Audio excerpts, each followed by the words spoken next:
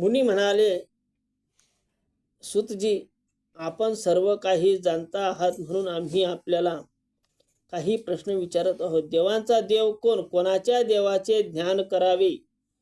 सृजन करणारा कोण? संहार करणारा कोण? लोकात धर्म निर्माण करणारा कोण? दुष्टांना शासन करणारा कोण? त्याने कोणते अवतार घेतले आहेत? श्री सूत म्हणाले की सर्व देवाचे देव नारायण आहेत. ते परब्रह्म आहेत. जगाच्या रक्षणासाठी ते जन्म अजन्म वेरविहित असून सुद्धा ते जगाच्या रक्षणासाठी जन्म घेत असतात. प्रथम त्यांनी कुमार रूप घेऊन ब्रह्मचार्याचे पालन केले आहे. दुसरा अवतार त्यांनी वराहाचा घेतला. वराहाचा म्हणजे डुकराचा अवतार भगवान नारायणांनी घेतला दुसरा. तिसरा नारदाचा. चौथा नरनारायणचा अवतार. पाचवा सिद्धेश कपिलाचा. सहावा अत्री मुनींच्या उदरी. सातवा स्वयंभू मनू. आठवा मेरुदेवी. नववा मत्स्य अवतार. 10वा कुर्म अवतार. 11व्या अवतारात कमठ अवतार. 12वा अवतार धन्वंतरीचा. 13वा अवतार मोहिनीचा. 14वा अवतार नृसिंहाचा. 15वा अवतार वामनाचा. 16वा अवतार परशुरामाचा. 17वा पराशर मुनींचा. 18वा नरदेवत्वाचा.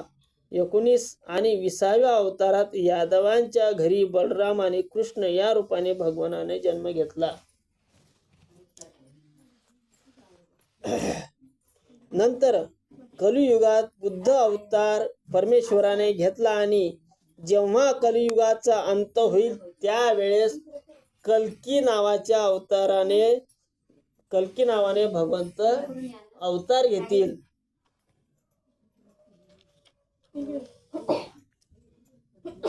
तसे परमेश्वराचे असंख्य अवतार आहेत. मनु वेदज्ञानचे आदी सर्व कला अंश अवतार आहेत. प्रथम व्यास मुनींनी 8800 पद्मांनी पूर्ण असे हे गरुपुराण मला सांगितले होते.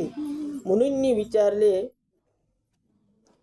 महामुनी व्यासांनी आपल्या गरुड पुराण महापुराण कसे सांगितले होते ते मला सांगा. सूत म्हणाले, एकदा मी मुनीबरोबर बद्रिकाश्रमाला गेलो असता तेथे व्यास मुनी मला भेटले व तेथे त्यांना या संबंधी विचारले. त्यावेळी त्यांनी मला हे गरुड पुराण सांगितले होते. व्यास मला म्हणाले होते की एकदा ते आणि नारद, दक्ष आणि भृगु इत्यादी सर्वजण ब्रह्मदेवाकडे गेले होते. त्यावेळी ब्रह्मदेवाने आम्हा सर्वांना हे गरुड पुराण सांगितले. त्यांनी सांगितले की एकदा कैलास पर्वतावर गेले असता श्री शंकर कोणत्या तरी देवाचे ध्यान करीत होते. ते कोणत्या देवाचे ध्यान करीतात असे मी विचारले असता त्यांनी सांगितले की मी भगवान विष्णूचे ध्यान करत असतो. भगवान विष्णू हा देहरहित आहे. अग्नी त्याचे मुख होय. आकाश त्याची नाभी आहे. जमीन त्याचे पाय आहेत. चंद्र सूर्य त्याचे नेत्र. अशा त्या विष्णूचे मी ध्यान करतो असे श्री शंकरांनी आम्हाला कथन केले. हे तिन्ही लोक त्यांच्या उदरात आहेत. सर्व दिशा म्हणजेच त्यांचे बाहू होत. पवन त्यांचा उच्छ्वास होय. मेघ त्यांचे केस आहेत. नद्या त्यांच्या अंगावरील वाहिन्या म्हणजे नसा आहेत. अशा त्या श्री विष्णूंचे मी ध्यान करतो. असा हा विष्णू काळालाही भेदून जाणारा आहे. यज्ञापासून, तत्वापासून, असत्यापासून तो वेगळा आहे. त्याचा आधी काल नाही. असा हा रुद्रदेव श्वेतदीपात राहतो. त्याच्या भेटीला सर्वजण गेले. त्यांनी त्याला प्रणाम केला. भगवान हरी रुद्राला म्हणाले, मीच ध्यान करण्याला योग्य आहे.